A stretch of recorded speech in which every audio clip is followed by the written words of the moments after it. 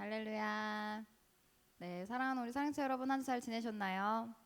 네, 이번 한 주 많이 무더웠는데 여러분 건강하게 뵐 수 있어서 감사합니다. 우리 앞뒤 옆에 계신 분들과 이렇게 인사했으면 좋겠습니다. 여호와께서 당신의 목자이십니다. 여호와께서 당신의 목자이십니다. 이렇게 당신에게 부족함이 없습니다. 당신에게 부족함이 없습니다. 아멘. 여호와께서 우리 청년들의 목자 되어 주셔서 부족함 없는 한 주의 삶을 또 살아가시기를 간절히 소망합니다. 지금 초동부 지하 초동부실에서 초동부 성경학교가 진행 중에 있습니다. 하나님의 은혜가 초동부와 함께 있기를 간절히 소망하고 우리 이따가 함께 기도 시간에 초동부 성경학교를 위해서 함께 중보했으면 좋겠습니다. 이 김종수 형제가 우리 이번 주 토요일 날 결혼을 하게 됩니다. 복된 가정 이룬 것에 정말 축하드리고 어제는 우리 배성재 집사님께서 결혼을 하셔서 복된 가정을 이루셨습니다. 그래서 오늘 신혼여행을 떠나셨는데요. 하나님께서 우리 사랑지체에 결혼의 문을 열고 계신 것 같습니다. 그래서 이 결혼의 문이 저와 우리 결혼해야 할 모든 우리 청년들에게도 동일하게 열려지기를 간절히 소망합니다. 마지막으로 우리 오랜만에 나오신 우리 지체가 있어서 소개했으면 좋겠는데요. 우리 박진호 청년 오랜만에 나오셨는데 우리 잠깐 자리에서 일어나셔서 우리 환영의 박수 한번으로 우리 환영했으면 좋겠습니다. 네, 반갑습니다. 우리 수련회가 이제 6주 남았습니다. 우리 6주 남은 시간 동안 예수 그리스도를 배움으로 예배자로 나아가는 우리 사랑지체로 나아가고 있는데요. 우리 지난주에는 생명의 떡이신 예수님을 함께 나눴고 오늘은 세상의 빛이신 예수님을 나눠보려고 합니다. 오늘 말씀은 요한복음 8장의 말씀입니다. 네, 이 8장은 8장부터가 아니라 7장부터 봐야 합니다. 여러분 우리나라에도 추석 명절이 있는 것처럼 이스라엘의 3대 절기가 있는데요. 오늘 이 요한복음 8장의 배경은 어떠한 것이냐? 이스라엘의 3대 절기 중 하나인 초막절입니다. 근데 이 초막절은 어떠한 시간? 출애굽한 이스라엘 백성들이 광야에서 하나님이 우리를 이렇게 돌봐주셨구나. 하나님이 우리를 이렇게 먹이시고 인도하셨구나 라는 걸 기념하고 하나님께 감사하는 시간입니다. 그래서 이 초막절은 7일 동안 장막을 치고 보내는 시간이었습니다. 우리 잠깐 이 장막 초막절 사진 한번 보겠습니다. 그럼 보이시나요? 저기 보면 뭐 이렇게 나무 같은 것도 있고 뒤에 뭐 이렇게 텐트처럼 쳐져 있는 게 있죠. 저렇게 초막을 치고 일주일 동안 저 밑에서 살아가는 겁니다.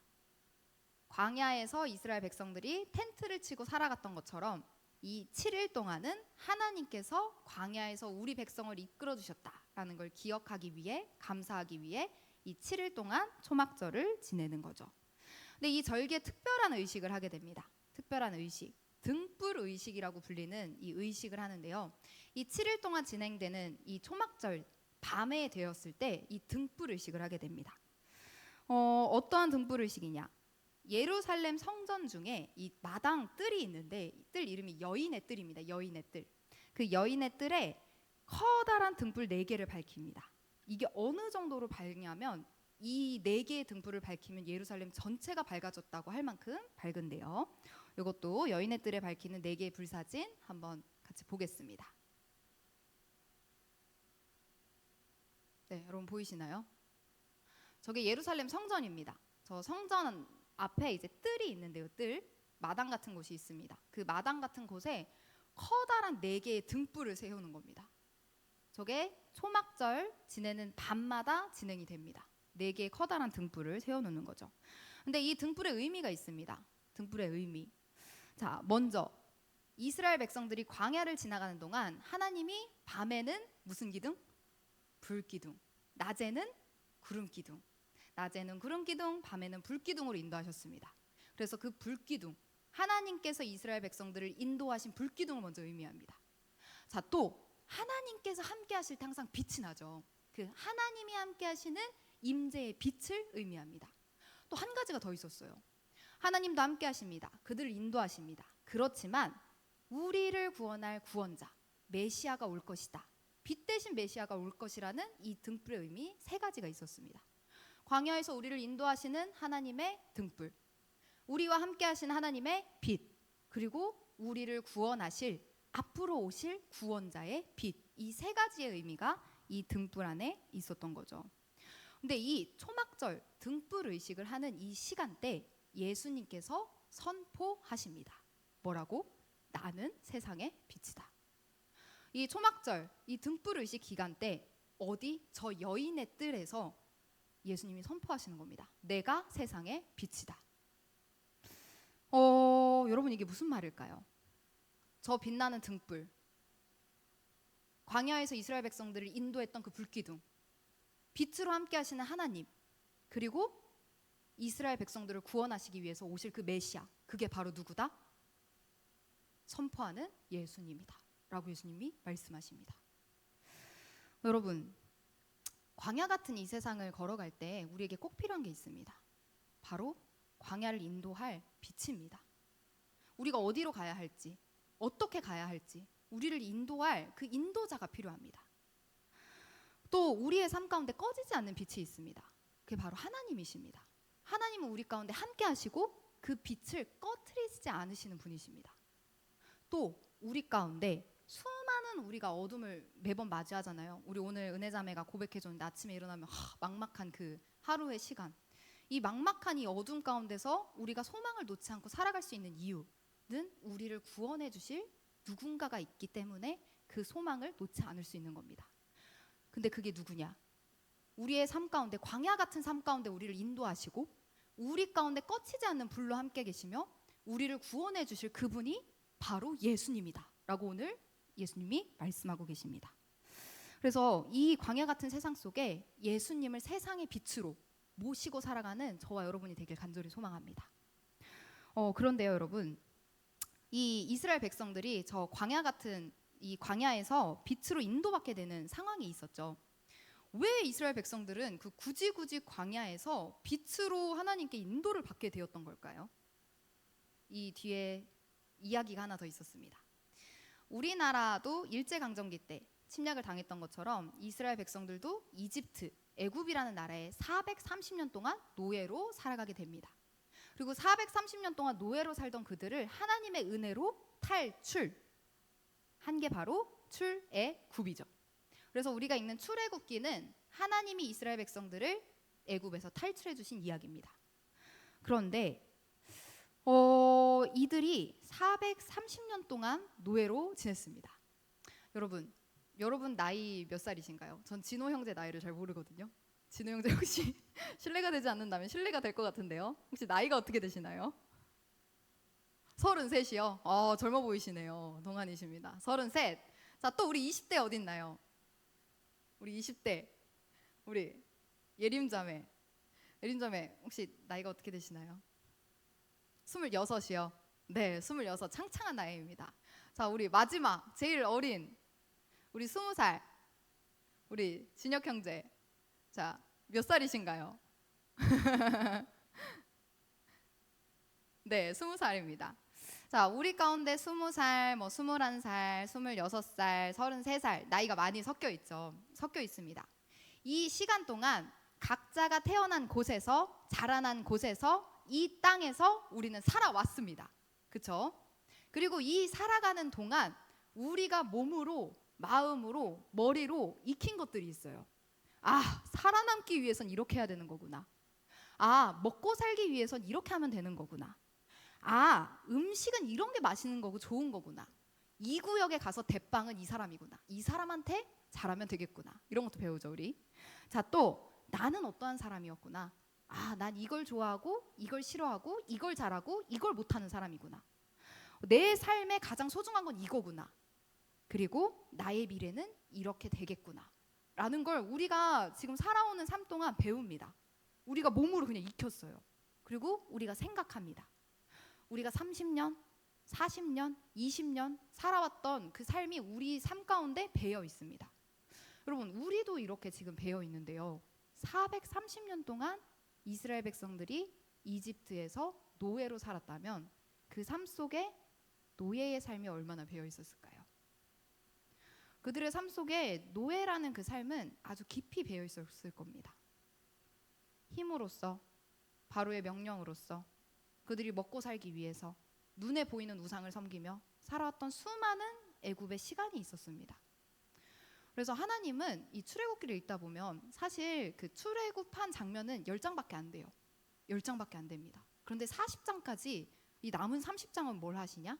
이스라엘 백성들을 40년 동안 그 광야에서 빙글빙글 돌리시는데, 이 돌리시면서 그들 안에 몸에 배어 있었던 애굽의 모습들, 그들이 어떻게 살아왔었고 어떻게 살아남기 위해서 몸부림쳤고 무엇을 보고 어떻게 해야 될지 봤던 그 모습들을 바꿔가시기 시작합니다.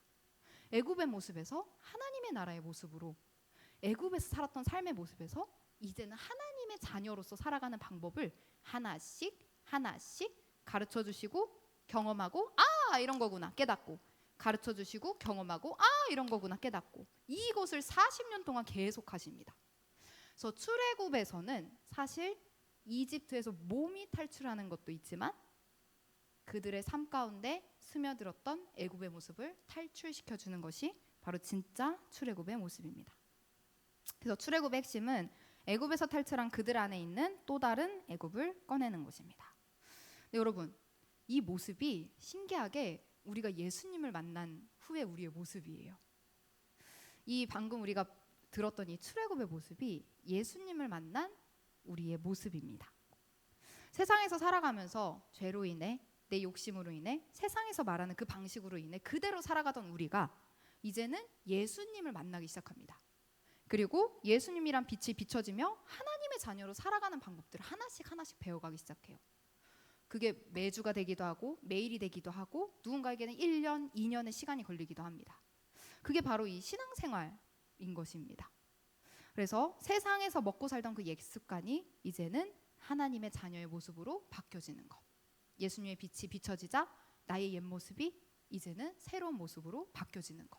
그게 바로 우리가 말씀하시는 이 구원의 모습인 것입니다. 그래서 우리의 삶에 나타나는 출애굽은 지식에까지 우리의 삶의 모습을 새롭게 하는 구원이었습니다. 사랑하는 사랑지 여러분, 여러분들의 삶에 이전에 내가 세상에서 죄로 인해, 나의 욕심으로 인해 알지 못하고 살아왔던 모습들이 저와 여러분 모두에게 다 있습니다. 근데 그 모습에 우리의 예수님의 빛이 비춰지길 간절히 소망합니다.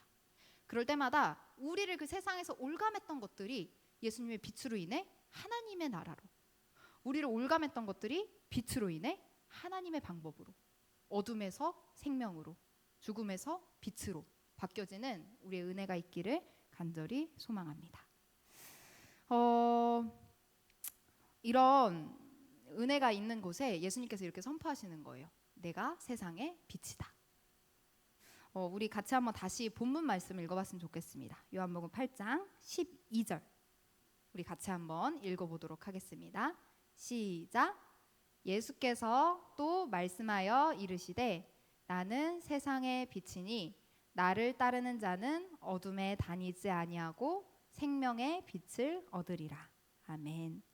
아멘. 이렇게 이스라엘 백성들이 출애굽을 한 것을 기념하는 이때 예수님이 나는 세상의 빛이다 라고 이야기하십니다. 왜 예수님은 본인을 세상의 빛이라고 이야기하셨을까요? 왜 예수님은 본인을 나는 세상의 빛이다 라고 이야기하셨을까요? 재미난 게 예수님은 말씀하시면 그 답이 뒤에 다 적혀 있더라고요. 제가 한번 다시 읽어보겠습니다.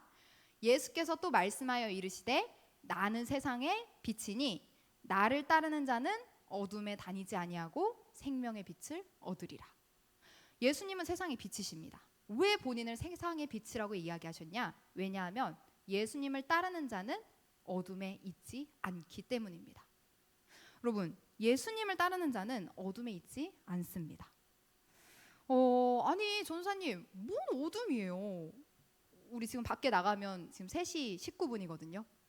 여러분 지금 혹시 어둡나요? 안 어둡죠. 우리가 선글라스를 끼고 다니지 않는 이상 어둡지 않습니다. 지금 대낮이에요, 대낮.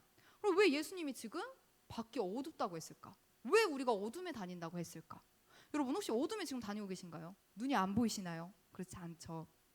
그렇다면 왜 예수님은 어둠에 있다고 말씀하셨을까?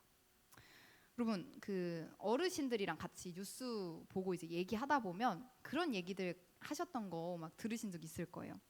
막 이렇게 뉴스 보고 나라 돌아가는 거 보고 막 세계 돌아가는 거 보면 특히 요즘에 더 그 막 세상이 참 어둡다 이런 얘기 하시죠. 세상이 참 어둡다. 세상이 참 어둡다. 이 말세다 말세. 세상이 참 어둡다 이런 얘기를 하십니다. 세상이 진짜 어두워서 어둡다고 이야기를 하시는 걸까요? 아니죠. 이 세상이 참 악하다. 세상이 참 악하다. 세상이 살기가 참 어렵다. 사랑도 없고 참 팍팍하니 살기가 참 어렵다. 이 이야기를 어른들이 세상이 참 어둡다라고 이야기를 하십니다. 사람들의 악한 행동, 이 세상의 그 악함을 어둠으로 비유하신 거죠. 근데 성경도 똑같이 이야기합니다. 요한복음 3장 19절 우리 같이 한번 읽어봤으면 좋겠습니다. 성경은 세상을 악하다고 이야기를 하는데요. 뭐가 악한 건지 우리 같이 한번 읽어보겠습니다. 시작. 그 정죄는 이것이니 곧 빛이 세상에 왔으되 사람이 자기 행위가 악함으로 빛보다 어둠을 더 사랑한 것이 아니라. 네, 자기 행위가 악함으로 빛보다 어둠을 더 사랑했다. 행위가 악해서 어둠을 더 사랑했다고 이야기를 하죠. 한 가지 더 보겠습니다. 요한일서 1장 6절 같이 한번 읽어주시겠어요? 시작. 만일 우리가 하나님과 사귐이 있다 하고 어둠에 행하면 거짓말을 하고 진리를 행하지 아니함이거니와. 아멘. 어둠에서 행하면서 거짓말을 하고 진리를 행하지 않는 것. 어둠에 있는 것은 무엇이냐? 진리를 행하지 않는 것. 우리 아까 전에 읽었던 말씀. 자기 행위가 악함으로 어둠을 더 사랑했다. 하는 말씀들이 다 무슨 말일까요? 우리가 하는 악한 행동들이 있다는 겁니다. 그리고 그 악한 행동이 바로 어둠이라고 이야기를 하고 있어요. 여러분, 우리의 악한 행동들, 진리이신 하나님의 말씀을 따르지 않는 것들, 저와 여러분 다 있습니다. 근데 그것들을 오늘 성경에서는 바로 어둠이라고 이야기합니다. 어떤 게 있을까? 이 말씀 묵상하면서 저도 한번 비춰봤습니다. 우리가 하고 있는 악한 행동들이 있어요. 하나님의 말씀, 예수님의 말씀에 맞지 않는 행동들이 있습니다. 전 눈으로 자주 하더라고요. 눈으로, 말로, 손으로, 발로 하는 것도 있죠. 가는 거. 그다음에 내가 가진 어떠한 걸로, 돈으로 할 수도 있고요. 시간으로도 할 수 있고요. 어떠한 것으로 합니다. 근데 그게 성경에서는 어둠에서 걸어가고 있다. 어둠에서 걸어가고 있다라고 이야기를 하고 있어요. 우리 오늘 요한복음인데요. 이 요한복음을 적은 이 요한 사도가 또 다른 한 가지 예시를 우리에게 이야기해 줍니다.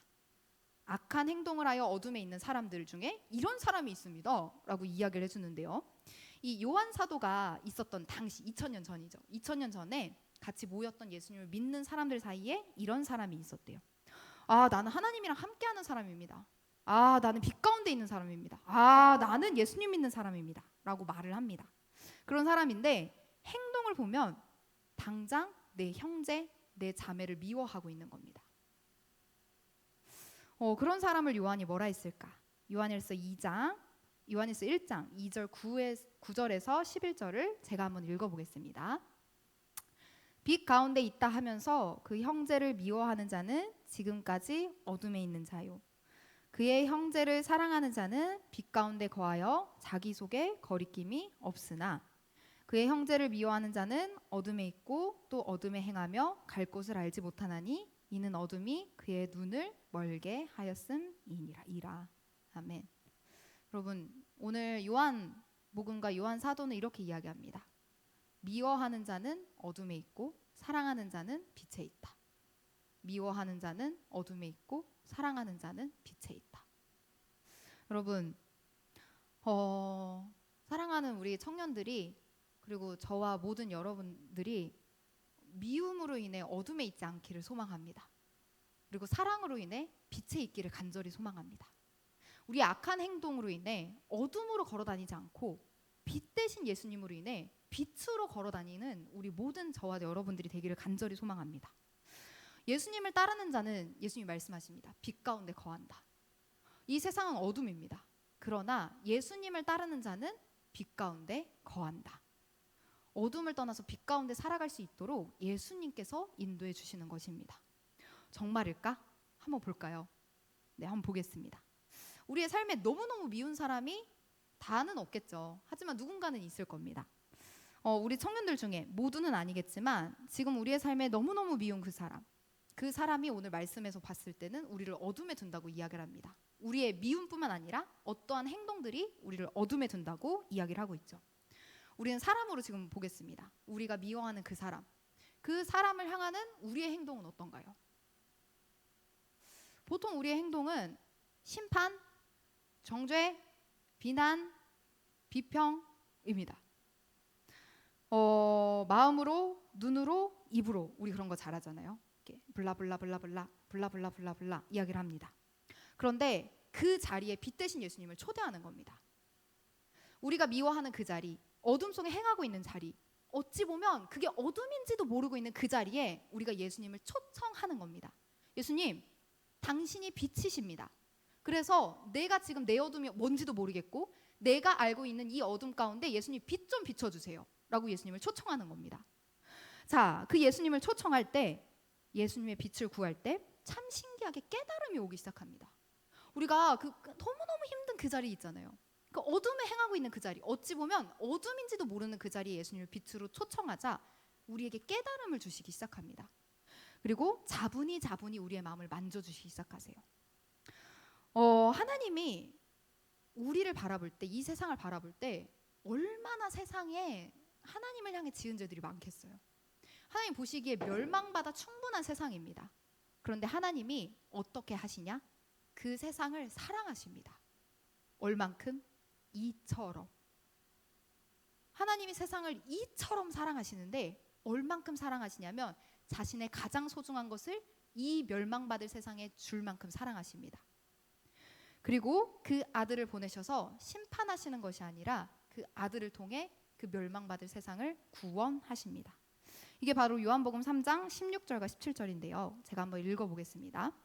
하나님이 세상을 이처럼 사랑하사 독생자를 주셨으니 이는 그를 믿는 자마다 멸망하지 않고 영생을 얻게 하려 하심이라. 하나님이 그 아들을 세상에 보내신 것은 세상을 심판하려 하심이 아니오 그로 말미암아 세상이 구원을 받게 하려 하심이라. 아멘. 하나님이 보시기에 우리가 보기에 미워하는 사람들 있죠. 하나님이 보시기에 너무나 미운, 없어지기 원할 만큼 멸망받을 만한 것들이 있습니다. 근데 그곳에 하나님의 방법은 사랑입니다. 하나님의 방법은 자신의 가장 소중한 것을 보내 그것을 구원하시는 방법입니다. 그리고 빛 대신 예수님을 우리가 다니고 있는 어둠 가운데 초청하면 하나님의 이 사랑과 이 방법이 우리에게 똑같이 찾아오기 시작합니다. 멸망받아 없어질 그곳에 멸망시키는 것이 아니라 가장 소중한 것을 보내시고 그곳을 다시 한번 살리시는 하나님의 방법이 우리가 너무너무 미워서 너무너무 힘들어서 이 세상의 악함 속에 몸부림치면서 어떻게 해야 될지 모르겠습니다. 예수님 좀 도와주세요. 빛이시라고 하시는데 빛 좀 비춰주세요 라고 하기 시작할 때 하나님의 이 세상을 살리셨던 이 방법, 가장 소중한 것을 보내시고 이 세상을 멸망치 않으시고 심판하지 않으시고 정죄하지 않으시고 함께 하시며 구원하신 이 방법과 마음들이 우리에게 찾아오기 시작합니다. 그리고 우리의 마음을 자분히 바꿔가시기 시작하세요. 우리가 진짜 그렇구나 라는 걸 깨닫게 하실 때까지, 그리고 우리가 그것을 마땅히 하게 될 때까지 우리를 바꿔가십니다. 그래서 결국에는 그 하나님의 방법을 따라 사랑을 선택할 수 있게 만들어 주십니다. 하나님께서 우리를 어둠에서 빛으로 못 인도하시겠어요? 우리를 죽음에서 생명으로 못 인도하시겠어요? 가난에서 풍요로 못 인도하시겠어요? 아니요.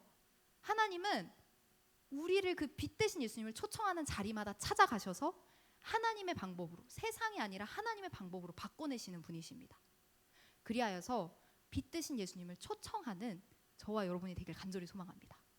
어둠이 있는 그곳에, 어둠인지도 모르는 그곳에 예수님을 찾기 시작할 때 그곳이 하나님의 방법과 생명으로 바꿔지는 하나님의 나라가 이루어질 줄 믿습니다. 그래서 예수님이 이렇게 얘기하시는 거예요. 요한복음 8장 12절, 예수께서 또 말씀하여 이르시되 나는 세상의 빛이니 나를 따르는 자는 어둠에 다니지 아니하고 생명의 빛을 얻으리라. 사랑하는 사랑지체 여러분, 예수님을 따르는 것이 세상에서 어둠에 다니지 아니하고 생명의 빛을 얻는 방법입니다. 그래서 생명의 빛이신, 세상의 빛이신 예수님을 초청하고 그것을 따라가는 저와 여러분이 되기를 간절히 소망합니다. 그렇다면 오늘 본문에서 말씀하는 이 세상의 빛, 생명의 빛을 얻는다는 건 뭘까? 이 세상의 빛, 이 생명의 빛으로 예수님이 나와 함께 하시는 건 뭘까?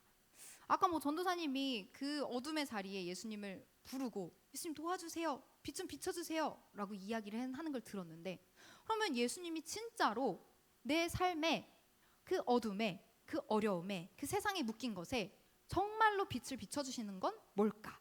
그 말씀까지 오늘 성경은 이야기해주고 있습니다. 그것은 바로 생각이 새로워지는 것. 뭐다? 생각이 새로워지는 것. 우리의 생각까지 새로워지는 것입니다. 요한복음 8장 31절과 32절 우리 같이 한번 읽어보겠습니다.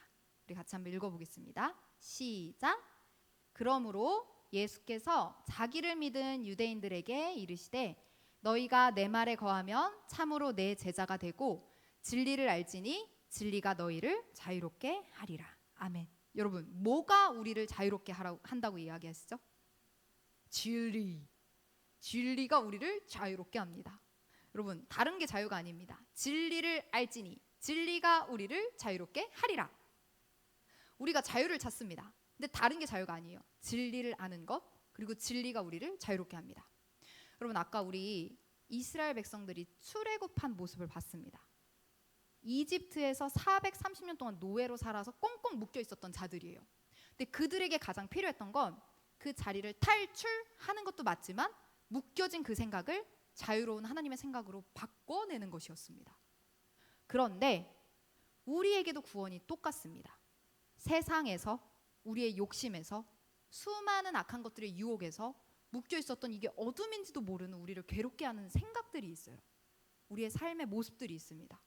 근데 그 모습에서 이렇게 말씀하시는 겁니다. 진리를 알지니 진리가 우리를 자유롭게 하리라.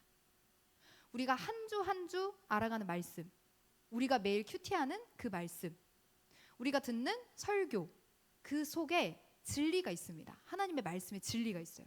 그리고 그 진리를 알아가며 우리의 삶에 하나씩 대하기 시작할 때 진리가 우리의 삶을 자유롭게 하기 시작합니다.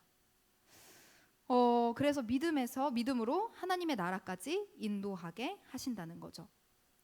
우리 아까 이스라엘 백성들이 반복했던 게 있습니다. 알고, 체험하고, 깨닫고. 알고, 체험하고, 깨닫고.